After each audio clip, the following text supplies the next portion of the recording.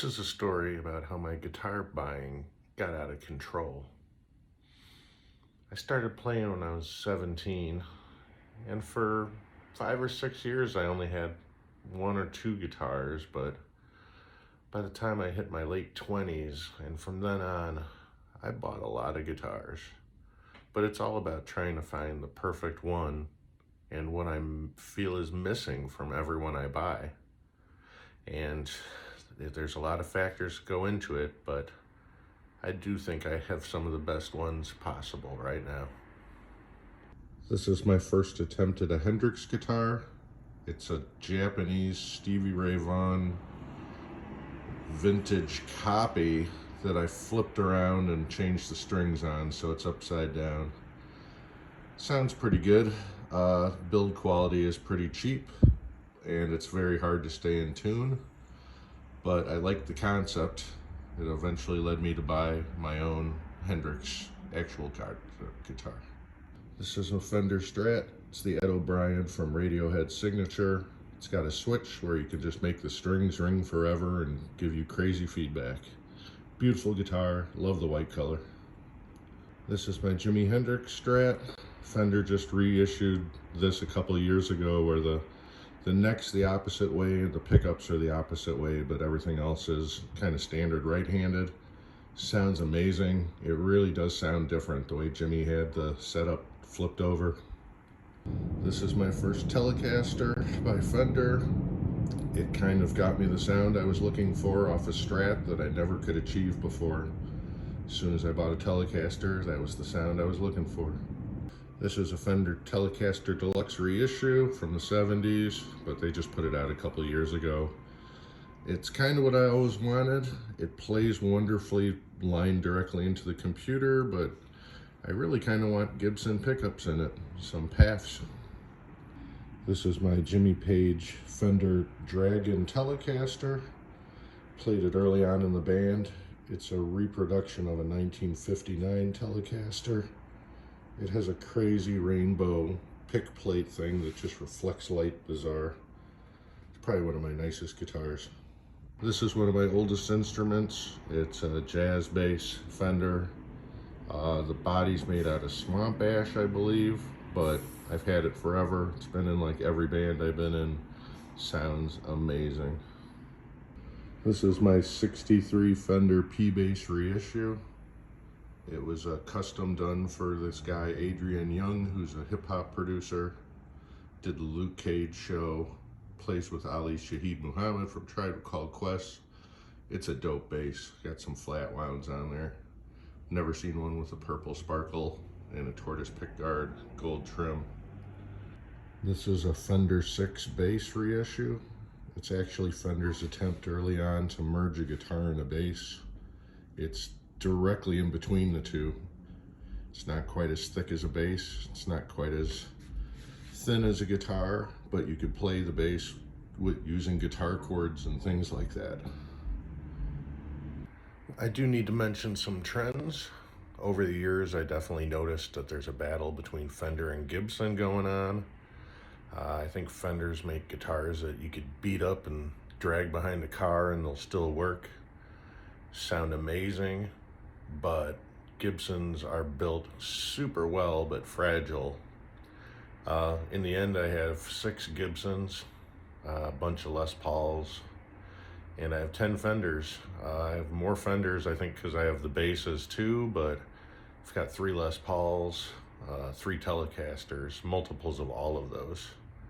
In the end, I think I have 32 guitars, and if you include the violin and mandolin, 34 kind of guitars, so that's the final numbers. This is the first Les Paul I played. It's loaned to me by my buddy John. It's amazing. I think it's a 90s era studio Les Paul, but it sounds better than almost anything I've played. This is my first Les Paul I bought. It was a custom shop. It's got a P90 pickup in the bridge and a burst bucker in the neck. It's got a kill switch where the treble toggle switch should be, and you can't put a whammy bar on here. It looks pretty metal. This is Les Paul's signature Les Paul. It's called a recording. It also has split pickups. You could be humbuckers or single coils. It's got switches on the bottom to make them active or passive. It's got a direct line input. There's also one that's powered for recording. It's got a Bigsby. It's an amazing guitar. The detail and quality on it's amazing. Go figure. This is a Sunburst Les Paul copy by a brand called Global, and I inherited this from my uncle after he died. He had it stuck somewhere in his house. Never played, the electronics are all busted, but it looks cool as hell, so it's hanging on the wall. This is an Epiphone Casino. I bought this because Gary Clark uses it, and it has a crazy distorted tone, but also John Lennon used it as his main guitar, as did a lot of the Beatles. P90 pickups. This is my Epiphone Flying V. It's the Brendan Small Signature Edition. One of my favorite guitarists. It's pretty sweet. It's got a white fretboard, which nothing has. And the pickups also switch between single and double coil. This is my Gibson 7-string Custom Explorer with EMG pickups. It's a metal machine. This is a Rogue fretless bass I bought.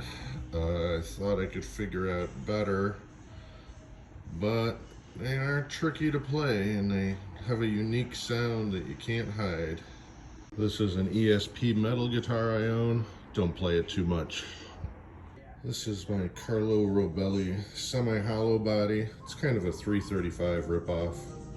It was nice at the time, but the pickups don't sound that great. This is my Takamine acoustic bass. Had that a long time. Never really panned out except for if you were in acoustic jam sessions, but even then I pretty much prefer electric bass in that situation. This is my Martin acoustic. It's really all you need. They sound amazing. It's all mahogany, and it's set up with Nashville tuned strings right now. During the quarantine, I got into flamenco classes, so I bought a Cordoba Spanish guitar. Plays wonderfully. It's made out of Coco Bolo. This is my Gretsch steel guitar. During the lockdown, I got into Chicago fingerstyle blues. That's kind of what you need for one.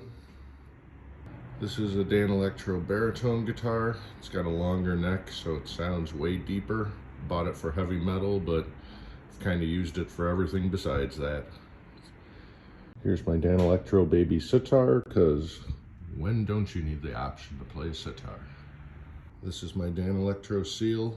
Had to buy it since I'm a Jimmy Page fan. Sounds very grimy in a cool way, and it's got a MIDI pickup I put on there so it could sound like a saxophone or anything. This is my Hofner Beetle bass.